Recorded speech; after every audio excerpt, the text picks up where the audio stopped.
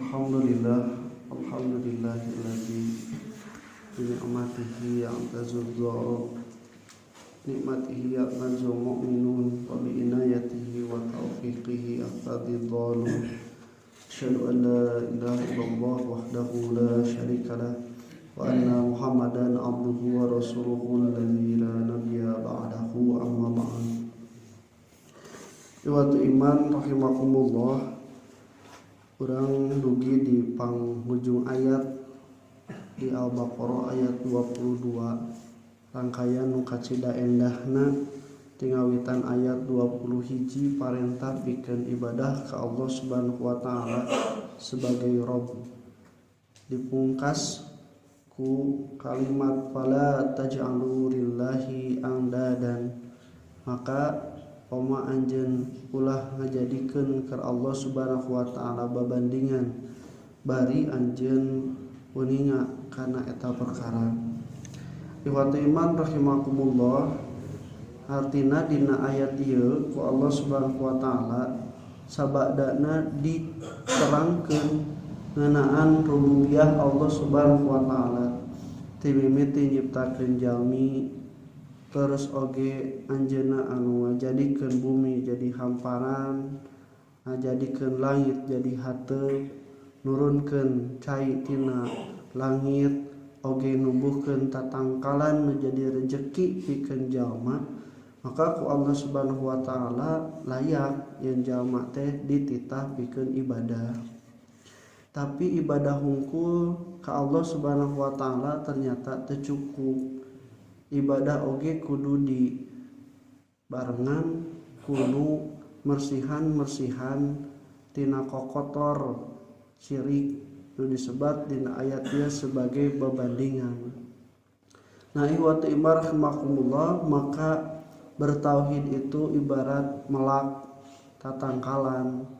Urang sadayana mun hayang tumbuhna jadi, tumbuhna bersih hade, beresihan heula jukut-jukutna tatangkalan liar anu bakal ngaruksak kana tangkan urang pelak.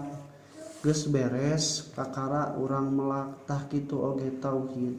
Maka ku Allah Subhanahu wa taala diajarkeun an-nafyun heula nembe isbat la ilaha, tidak ada Tuhan dulu selain Allah, baru isbat menentukan bahwa hanya Allah Subhanahu wa taala Tuhan. Sebab lamun misalna ngaku secara rububiyah Allah Subhanahu wa taala, Allah yang menciptakan, Allah kemudian yang juga mengurus manusia dan seisi alam semesta, maka orang-orang Arab jahiliyah dulu pun itu sudah mengakui itu. Dalam Al-Qur'an disebutkan wala in sa'altahum man khalaqas samawati wal arda la yaqulunallah. Kalau ditanya siapa yang menciptakan langit dan bumi, pasti jawabannya Allah. Tapi ketika oleh Allah Subhanahu wa taala dituntut fala taj'alu lillahi andadan, jangan engkau menjadikan bagi Allah bandingan, ternyata orang-orang Arab jahiliyah tidak bisa melakukan itu. Kalau urang sadayana anu abus Islam, kenapa harus bertauhid? Karena harus membersihkan eta. Bersihkan dulu keyakinan terhadap semua yang dijadikan sebagai sekutu bagi Allah Subhanahu wa taala, baru menetapkan Allah Subhanahu wa taala sebagai satu-satunya Tuhan yang wajib disembah. Nah, di ayat ieu mah parentana teh ibadah heula, terus ka dieu larangan untuk tidak menjadikan sekutu bagi Allah dibalik. Nah, ini jadi dalil bagi kita yang pikeun anu geus abus Islam, anu geus daek ibadah ka Allah Subhanahu wa taala, godaan tina syirik mah masih keneh aya. Jadi disebutkan namun di luhur geus parentahna pikeun ibadah, tah godaan yang terjebak na manusia anu geus ibadah ka Allah, syirik ka Allah nama dengan menjadikan sekutu teh masih keneh aya. Bari ihwatu iman rahimakumullah, ayat ieu teh lungsurna ka orang-orang Arab jahiliyah anu melakukan syirkul akbar, syirik akbar dengan menjadikan bandingan bagi Allah, menjadikan Lata, Uzza, Hubal, Manah itu sebagai Tuhan-Tuhan yang dibuat-buat oleh mereka. Tapi ihwati rahimakumullah, justru di ayat ini juga Ibnu Abbas menjadikan dalil bahwa bukan hanya syirik akbar, syirik asgor pun juga berdasarkan fala taj'alu lillahi angdadan itu bisa dikategorikan syirik. Kenapa? Karena satu, dua-duana rek syirik akbar, rek syirik leutik sarua ngajadikeun babandingan kanggo Allah Subhanahu wa taala. Lamun misalna urang sadayana ningali orang-orang anu musyrik mah menjadikan Allah itu berharap dari segi kemanfaatan dan kemadorotan, dari segi yang disamakan bahwa mereka bisa memberikan manfaat dan madorot, tah syirik anu asgorna nu leutik mah dengan mengharapkan pujian bukan dari selain Allah saja sudah termasuk. Nah, iwati rahimakumullah, mataku Allah Subhanahu wa taala dikunci tah ti luhur teh. Kade syirik teh kunaon? Hiji allati khalaqakum anu geus nyiptakeun anjeun manusia, aya jalma nu syirikna teh ku manusia deui. Eta marek dirina sorangan atawa manusia nu sejen, sarua eta teh syirik. Bentuk akbarna menjadikan dia sebagai Tuhan sehingga Fir'aun, bentuk asgorna mengharapkan manfaat dari manusia padahal harusnya dari Allah. Dengan ibadah-ibadah amalan-amalan yang untuk Allah tapi keuntungannya diharapkan dari selain Allah. Nu kadua tah nu diciptakeun ka handapna aya anu ka bumi, dugikeun ka aya sedekah bumi sagala. Padahal kan Allah nu maparin numbuhkeun tatangkalan, nyuburkeun bumi, nurunkeun cai teh Allah, ieu aya nu sedekah bumi, nyembahna ka bumi.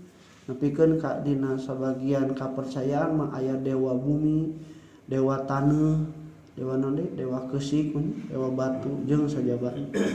Nah, nu kadua sanasos ataneuh langit sarua ka langit oge. Tong dijadikan langit teh sebagai babandingan kanggo Allah Subhanahu wa taala. Kurarasaan nalika kahirupan di alam dunia teh bisa lumangsungna gara-gara ku alatan cai nu turun di langit, jadi nyembah ka langit sabab langit nu nurunkeun hujan. Dugikeun ka ieu teh rahimakumullah, langit oge disangka sebagai babandingan sembahan bagi Allah. Leuwih luhurna ningali kumaha panon poe anu lumangsungna fotosintesis numbuhkeun jeung manfaat pikeun manusia dijadikeun sebagai Tuhan babandingan. Terus ka dieu iwati rahimakumullah kanu cai aya oge kanu buah-buahan kanu tatangkalan nepikeun ka aya jalma ngajadikeun Tuhan disarwakeun jeung Allah pirangan ukur tatangkalan. Aya tatangkalan keramat yang mah umurna puluhan malah ratusan tahun, ieu teh aya nu nungguanana nepikeun ka lamun aya kabutuh aya hajat teh ieu tatangkalan kudu disasajenan. Ta ieu watu rahimakumullah eta nu dititenan hiji-hiji teh pala taj'alu ulah dijadikeun ku anjeun sebagai angdadan babandingan kanggo Allah sabab salian ti Allah mah kabehanana makhluk ngan ukur Allah khaliq. Anjeun manusia makhluk nu diciptakeun ku Allah Subhanahu wa taala eta teh teu layak komo kanu leuwih rendah derajatna ngajadikeun babandingan.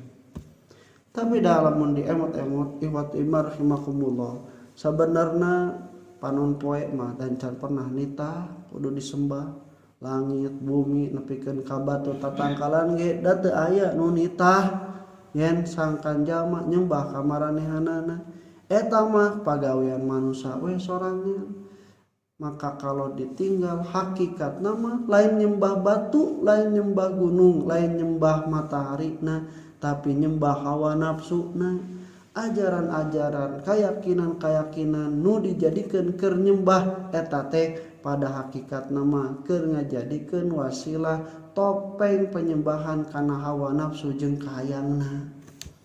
Nah, ihwati rahimakumullah, ti mana nepikeun ka jalma bisa timbul babandingan kanggo Allah di ayat nu sejen di surah Al-Baqarah Allah ngauningakeun wa minan nasi may yattakhidhu min dunillahi andadan yuhibbunahum ka hubbillah. Dan di antara manusia ada yang menjadikan tandingan bagi Allah Subhanahu wa taala, mereka mencintainya sebagaimana mereka mencintai Allah Subhanahu wa taala. Nah, iwatu imarahimakumullah, jelas Rasulullah sallallahu alaihi wasallam, la yu'minu ahadukum hatta yakuna Allah wa rasul, tidak beriman sempurna kalian terhadap Allah dan Rasulnya sampai Allah dan Rasulnya ahabbu, paling dicintai dari orang tua kalian, dari anak kalian, dari harta-harta kalian. Kenapa? Karena kecintaan terhadap makhluk itu adalah potensi besar untuk melakukan kesyirikan.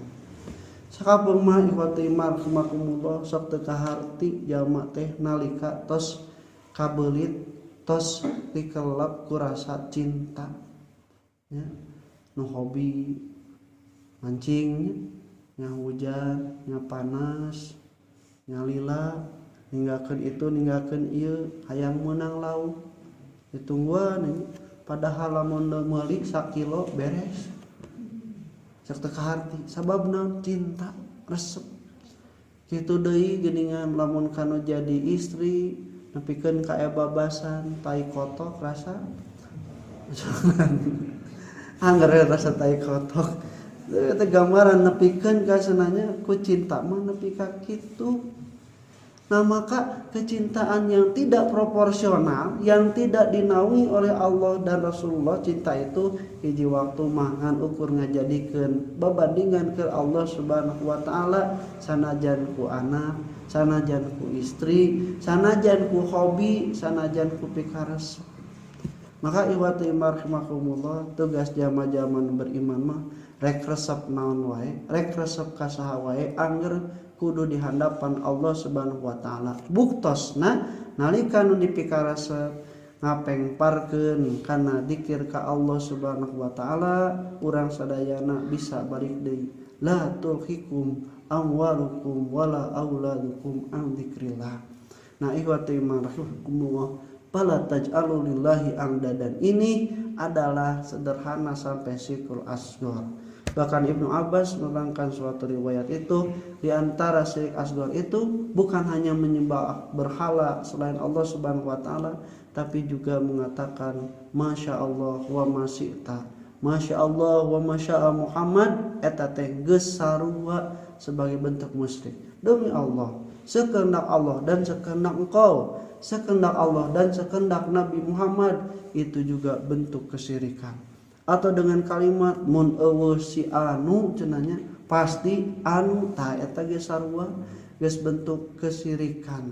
Bahkan dina nalika sumpah urang sakapung sok kuping jama-jama nu sumpahna siga nu heueuh demi Allah demi Rasulullah, padahal mah teu meunang sumpah mangan ukur demi Allah hungkul teu kudu ditambahan demi Rasulullah SAW, karena itu adalah bentuk kemusyrikan. Maka ikhwati marhabakumullah, setelah kita beribadah pada Allah Subhanahu wa taala, tugas kita selanjutnya menjaga dari kotor-kotornya, dari benalu-benalu dan parasitnya kesyirikan.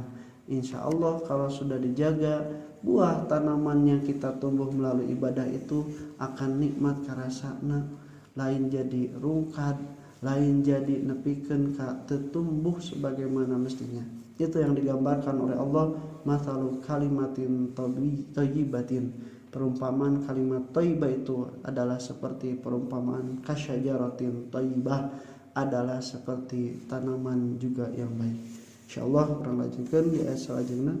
Assalamualaikum warahmatullahi wabarakatuh.